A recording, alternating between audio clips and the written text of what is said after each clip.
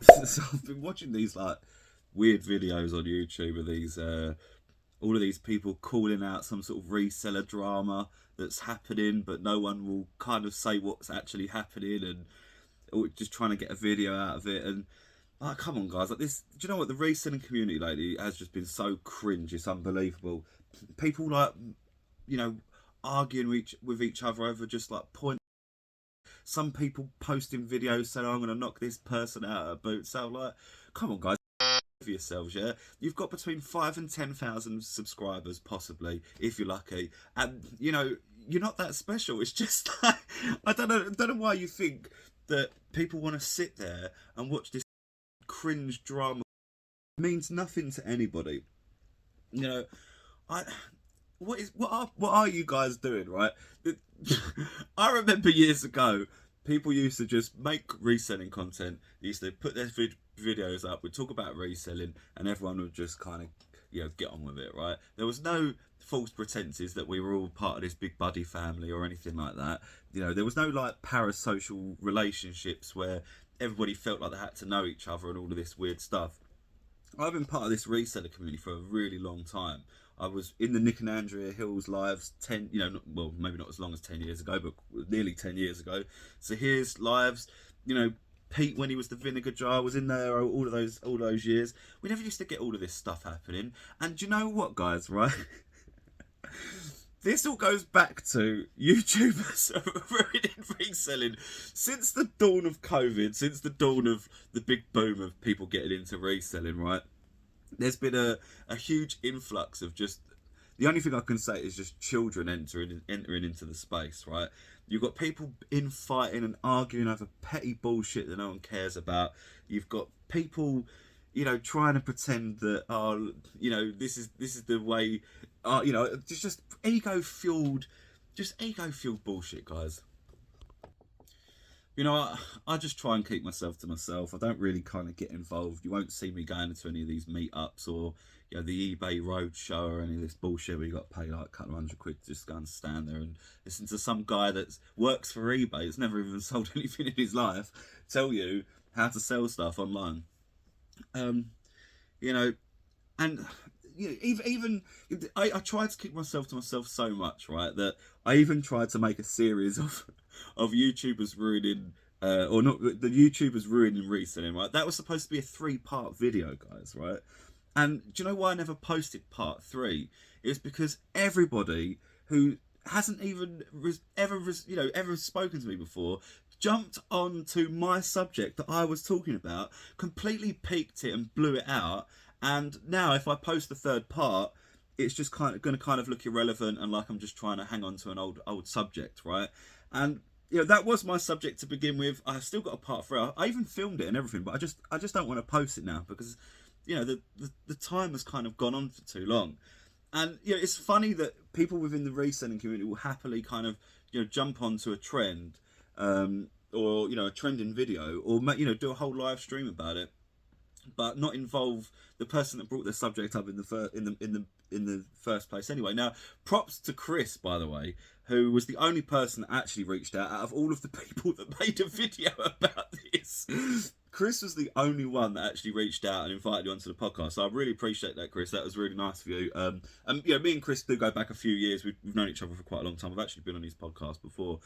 But it just shows you, doesn't it, that you know, you've got to realise, guys, that everybody in the recent space is ultimately competing with each other in one way, shape, or form. You know, you've only got so much time in the day. If you're watching my videos, it means you're not watching somebody else's videos, and vice versa. If you're watching somebody else's videos, you're not going to be watching my videos. You've only got so much time to commit to videos, right? And it seems that people are only just kind of realizing this now. That, you know, it is kind of just a dog eat dog world out there. You know, people are just trying to create content. People are trying to do what they can just to, you know, get the revenue rolling in, get sales rolling in, or whatever it is. But the most shocking thing to me is that there. Well, I mean, it's not really that shocking. I mean, there's loads of, obviously there's always going to be people that don't get along with each other. There's people that I don't, you know, necessarily get along with in the space, but I'll always try and be amicable with everybody. Um, But you know, posting these kind of like videos like, oh, there's this reseller drama, and you know, there's nothing really happening, and we can't really talk about it, and it's so cringe, guys. Like, you know, the reason why I did the YouTubers ruining, you know, reselling series was to try and get some like decent conversation kind of brewing, you know. Like when you kind of look at everybody's reselling, all the reselling videos out there, everybody's posting the same stuff.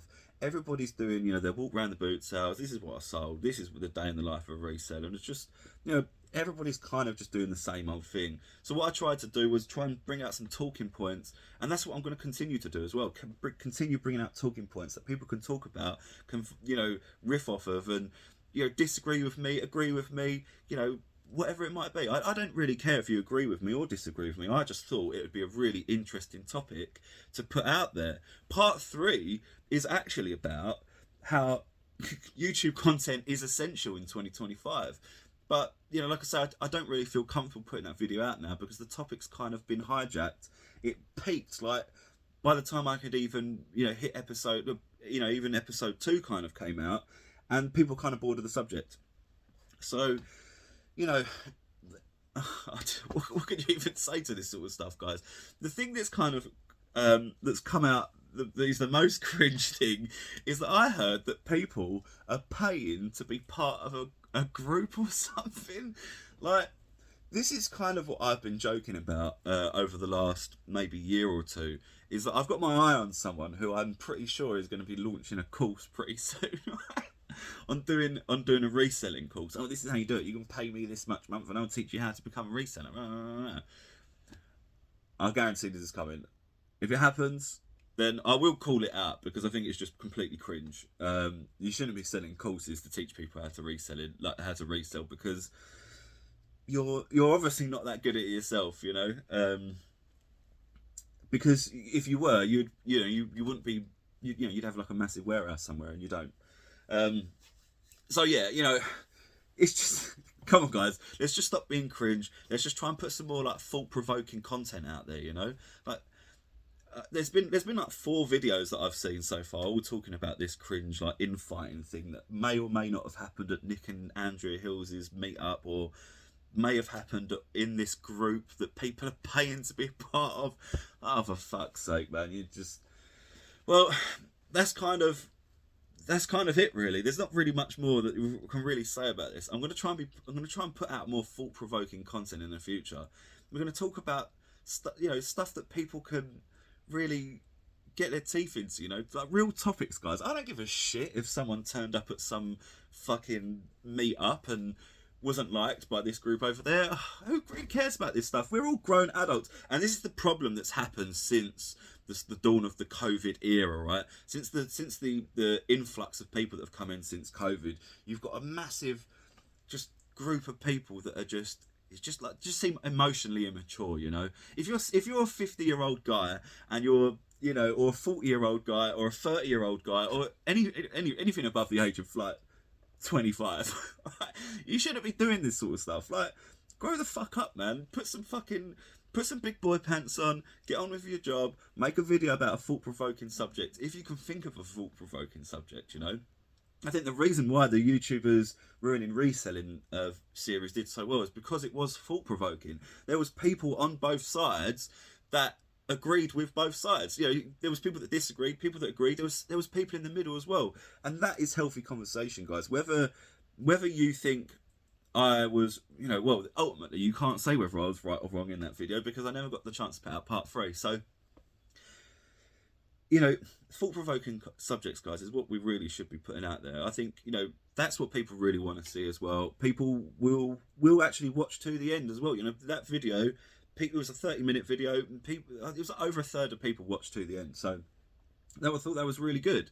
People do want to see this sort of stuff. People don't really care about the drama and all that stuff. It's very like short term, you know, click view, you know. But I think over the long term, it just kind of makes you look a little bit cringe when people are talking about drama and stuff. No one really cares about this sort of stuff. I even saw Ricky comment on Ricky Resell's comment saying that this is why he's like blocking or removing everybody from his social media and trying to train his algorithm to show him different stuff, because it is just cringe. You end up getting wrapped up in this you know, in this like mentality, or this like you know, like this cult mentality, or this cult thought process, you know. And that's kind of why I try not to be as much of a part of it as I used to be, especially since you know, the YouTube scene has changed so much over the last 5 years, and become sort of a very saturated, and everybody's doing the same thing. It's just very kind of boring, very clicky as well. You know, so many. You know, I mean, I can see all of these clicks as I'm not part of any of them. I haven't got any friends in this business, so yeah, you know, I can see these clicks, and you know, for me, it's just, I just don't really care. I don't want to involve myself with any of this sort of stuff. I'd rather just post a thought-provoking video, have people war it out in the comments. You know, in the first video as well. Yeah, I was even just trying to rile people up in the comments as well. You know, like yeah, get these people, just so that they would maybe comment back, and it would increase the engagement. But then the part 3 was supposed to be the, you know, the all-encompassing. This is you know, the real truth of it. But yeah, I don't know, guys. Like, come on, let's just all grow up. Let's just put some thought-provoking material out there. Pick a subject. Try and you know, try and talk about it for 20 minutes without having to bring someone else in or offer someone else out for a fight. Oh my god. Anyway, you like it, subscribe it, check out the site over time, and I'll see you soon.